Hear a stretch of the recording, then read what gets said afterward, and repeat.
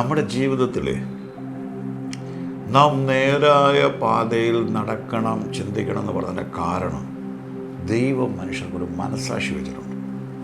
ഒരു നല്ല മനസ്സാക്ഷി. ഞാൻ എപ്പോഴും പറയും, ഇപ്പോൾ ട്രെയിൻ യാത്രകളിൽ ടിക്കറ്റ് ഇല്ലാതെ ഇല്ലീഗലായിട്ട് യാത്ര ചെയ്യുന്ന ഒരാൾക്ക് ഒരു കംഫോർട്ട് ജേർണി എന്ന് പറയാനൊക്കത്തില്ല.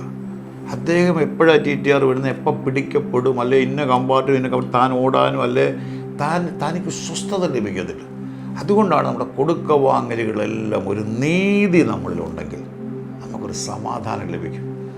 ഏത് കാര്യങ്ങൾ, സമ്പന്നത വേണ്ടെന്നല്ല ഞാൻ പറഞ്ഞത്, ഏത് കാര്യങ്ങളും സത്യസന്ധത ഉണ്ടെങ്കിൽ നമ്മുടെ മനസ്സാക്ഷി നമുക്ക് സമാധാനം തരും. അല്ലെ മനസ്സാക്ഷി നമ്മളെ കുറ്റം വിധിക്കും. അവിടെ മറന്നു പോകില്ലേ, ജീവിത വിജയത്തിന് ഏറ്റവും വലുതാണ് നേരായ പാത, നീതിയുടെ പാത, സത്യത്തിന് വേണ്ടി മാത്രം നിൽക്കുക. അതിലൂടെ ലഭിക്കുന്ന സമാധാനം വലുതാണ്, വലുതാണ്, വലുതാണ്.